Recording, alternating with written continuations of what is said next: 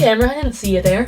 I didn't wake up 10 minutes ago and get this camera ready and put it on my nightstand and then crawl back into bed and then pretend to wake up again. No, no, no. That's not how it happened.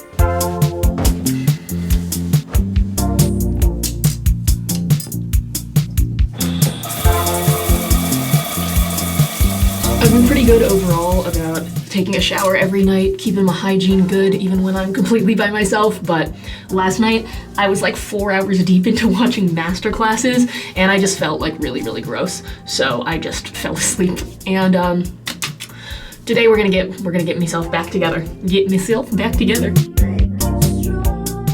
Do I like that my self-esteem is that based on my appearance? No, but does it still somehow make me feel a lot better to like actually get ready and style my hair? Yes!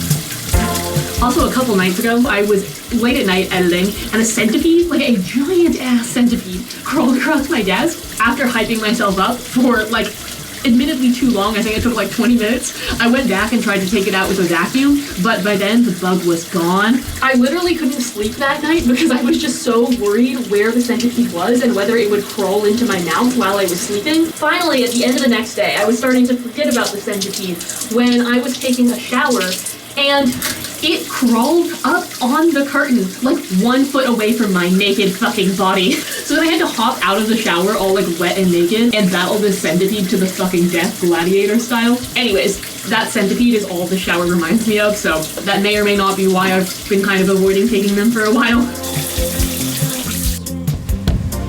Gotta collect the hair monster that appears every single time that I wash my hair.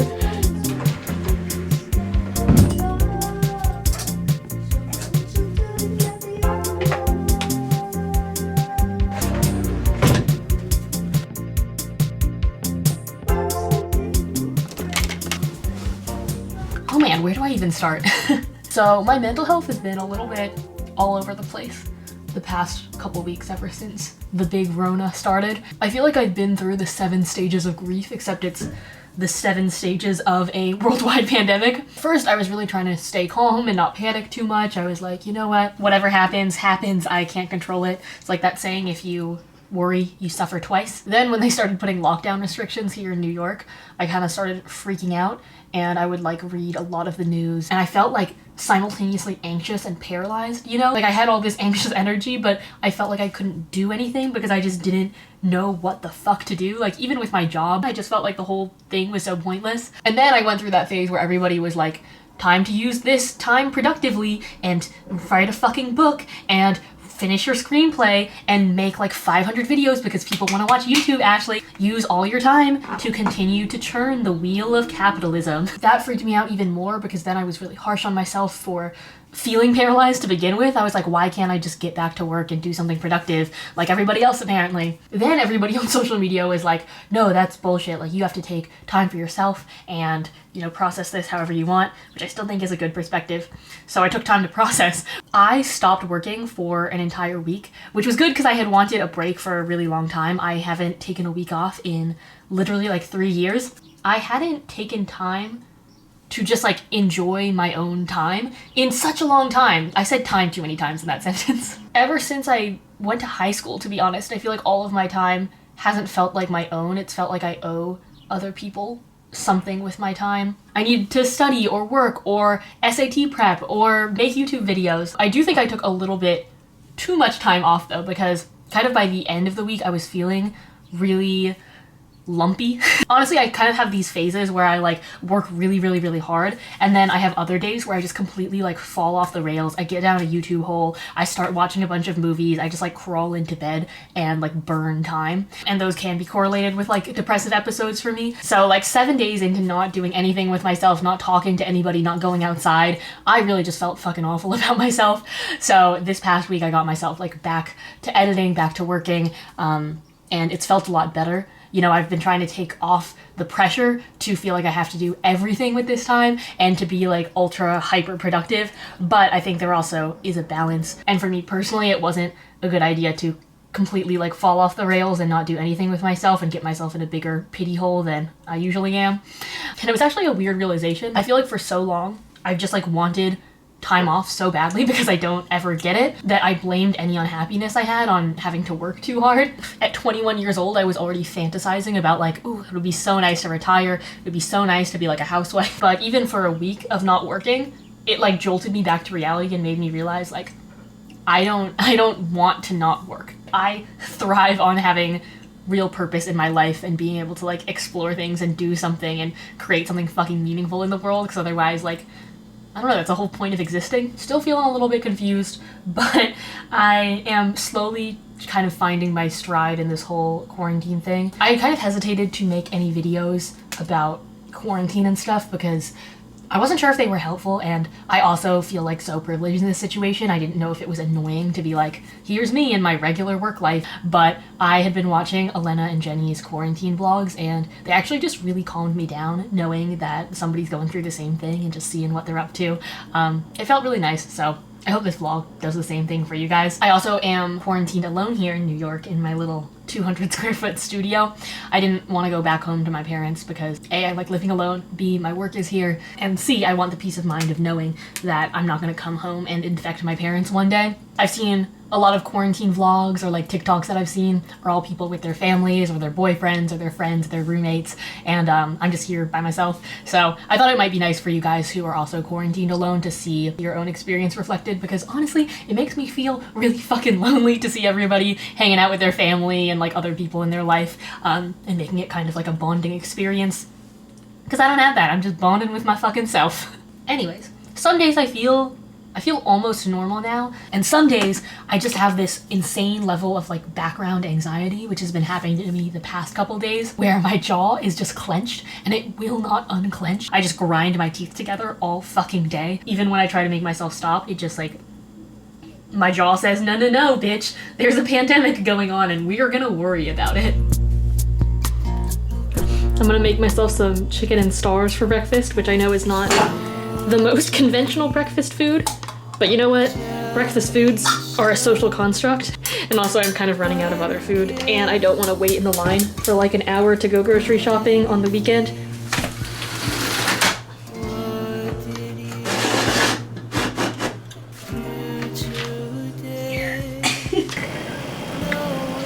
Graceful as always. I moved to New York pretty much with the world's worst timing, right before coronavirus started, and this fire escape has been really the most New York thing that I can experience right now, so I've been going out here pretty much every sunny day that I can. For a while I was really caught up in like essentially beating myself up for my own timing and being like I should have stayed in LA for just a couple more months and then I could be paying less rent and I wouldn't be literally in like the epicenter of disease. I would have parks to walk in. And I also was kind of angry at myself for not actually exploring New York while I had the chance. I've lived here for around 2 months now, and I spent most of those 2 months just editing moving content and trying to organize my apartment and get my life together. And I hung out with people a couple times, but I didn't even really go out and explore because I was like, I can do that in the summer, I'll do that in just next month. And, you know, I hesitate to take away deep life lessons from a global pandemic that's literally just like killing people, but in my very small bubble of the world, at least it has definitely taught me that, like, I take a lot for granted, I take a lot of time for granted. I've always told myself, like, I'll work hard now and then later I can relax. I am like the queen of delayed gratification. And especially, you know, now my career is very dense. I have a lot of opportunity, which is amazing, but I have always put off actually like having fun, actually experiencing things, even just like hanging out with friends on the weekend, because I always say that I can do it later. But yeah, there's not always a later. Did I effectively just say the moral of coronavirus is YOLO? Yes, that's disgusting. I'm so sorry. Okay, I'm gonna eat my soup now and play some Animal Crossing. Oh no.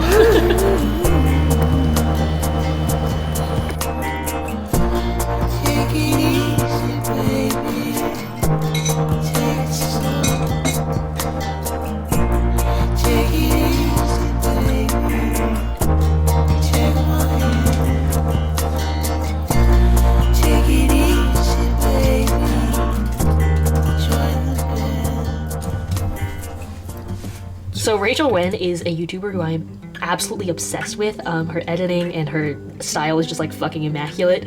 So she has these little window crystals, and when the light hits them, they cast little rainbows across your room. I finally bought them. They're like $10, and I thought I would hang them up in my window because since I've been home so much, I have been trying to do a little bit of decorating, get settled into the new place. Also, weirdly, Animal Crossing has really encouraged me to decorate my room because I've been decorating my Animal Cross house, so I've wanted to also decorate my real life house. 16 years of my life wasting away without a warning light, a signal or a sign. Look at all those little rainbows. But then you came. What the fuck? This is so cool. This might be the best $10 I've ever fucking spent. I feel like a cat just like chasing a laser point. I just want to look at all of them.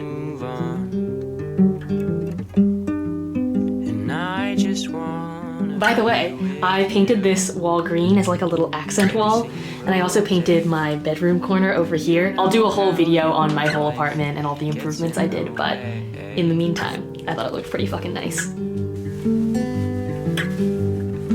You have reached the voicemail box of 5072027. My friend just sent me a really good Animal Crossing meme. My friend doesn't actually play Animal Crossing, but he sees them everywhere on Instagram and Twitter, so he's been sending them to me because they make sense to me. This is a good one. I read a tweet that people love Animal Crossing because we get to indulge in the fantasy of actually owning property. And honestly, I feel that. I've been playing Animal Crossing for like a week, and I already have a 3-bedroom house. I've been living for fucking 21 years, and I live in one room. I feel like I'm about to rob a bank. This is what Manhattan looks like on a Saturday afternoon now, by the way. Pretty empty. Pretty weird and apocalyptic, to be honest. We do have a big gay ice cream shop still, though. That's keeping me going. I can literally just walk in the middle of the street because there aren't that many cars anymore. What if we move to Canada and buy some things we don't need? Bring your mother's dog, your paintbrush and some candy. And when they talk about those people who up and leave, that could be us, that could be you and me.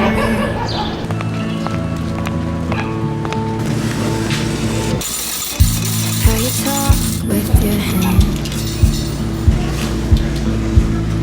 how you sad like a movie, and we gotta look so bad we have to laugh. I guess we're lucky that we don't need much outside of us, do we? I always feel like I'm fucking like masturbating my hands when I do this. It's kind of romantic. It's like I'm holding hands with myself, you know? This is probably the most human contact that I've had in weeks.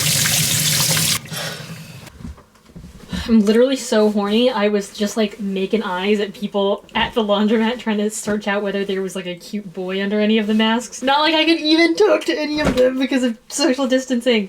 Please give me eye contact. Eye contact will do it for me at this point. Ooh. Here, folks, we have a rare specimen of random New York bird. Oh. He's a thick one, folks. He's chubby. That was literally the worst fucking accent I've ever heard. I'm sorry. So, like I mentioned before, I watched that interior design masterclass last night, and honestly, I was feeling really inspired. This is not sponsored by Masterclass, by the way, but sometimes I forget that the people that I watch online mostly are like people who are younger than me or people who are in the same profession as me. And I feel like I often don't give myself the chance to really get inspired by people in other sectors who are like boss people. I was gonna say bitches, but I didn't want to call anybody a bitch. I'm just like really inspired by like 30, 40-year-old women who own their own company, who are their own bosses. And it's actually kind of hard to find them on the internet because obviously most YouTubers and like podcasters are either, you know, 30-year-old camera bros or 20-something fashion girls like me. So it can be hard to find people online who feel like mentors that I can really look up to rather than just like teenagers who are like prettier than me that I wish I could look like them, but that's not particularly productive for anybody. So anyways, I've been thinking about what I want to do with my place. I honestly think it looks quite nice already, but last night I was having one of those like frenzied 2 a.m. anxious sessions where I just like pace around my apartment and clean things and like think of all the things that I'm gonna do the next day. And one thing that I thought of was, what if I painted green stripes on this wall?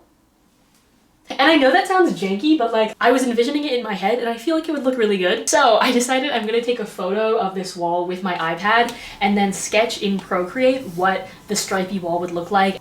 They also have been literally the only time anybody under 40 has said the phrase, I'm gonna take a photo with my iPad, unironically. So yeah, that ended up looking kind of fucking stupid. I decided against painting my wall, but I did end up taping some little paint chips to my refrigerator randomly. Bromance blue. This is the no homo of color names. I just didn't like having a plain white refrigerator, and I don't have enough friends or places to go to fill my fridge with photo booth photos, which was what I originally wanted to do. So I decided to just put on some colors and call it a day.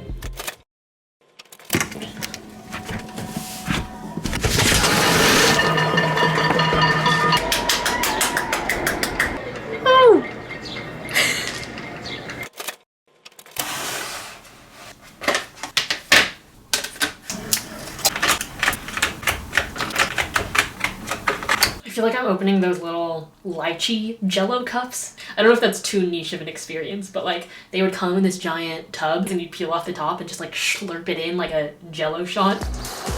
Oh.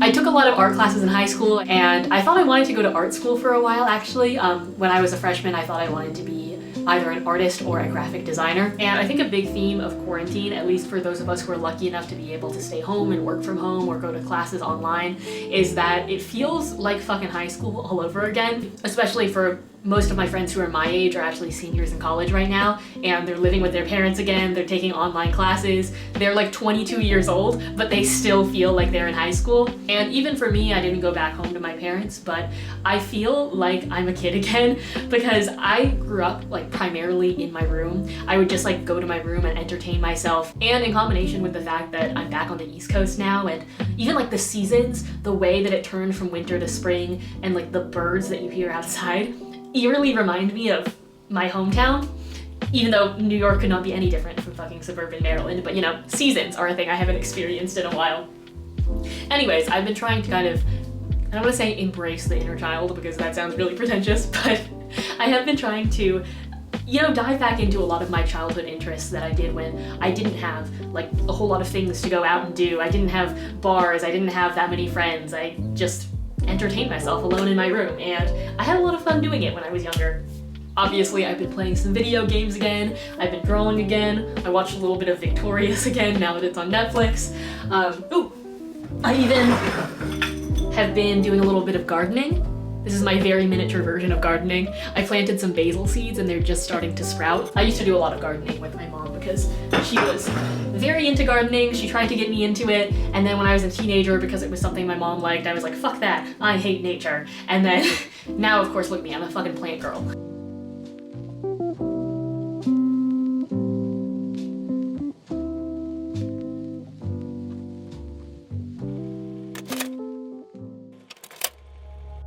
If I could break my DNA to pieces, rid of all my demons, if I could cleanse my soul, then I decided to make some cookies with my complete lack of appropriate baking equipment. So I'm left here alone, and I've been trying to find a reason to get up. Tasty, delicious, appetizing. Oh dear. Maybe we need a second try. These look a little flaccid. I never call and I never text. Hi vlog. I don't know, it's a really long time talking about all of our issues. We love to get high, but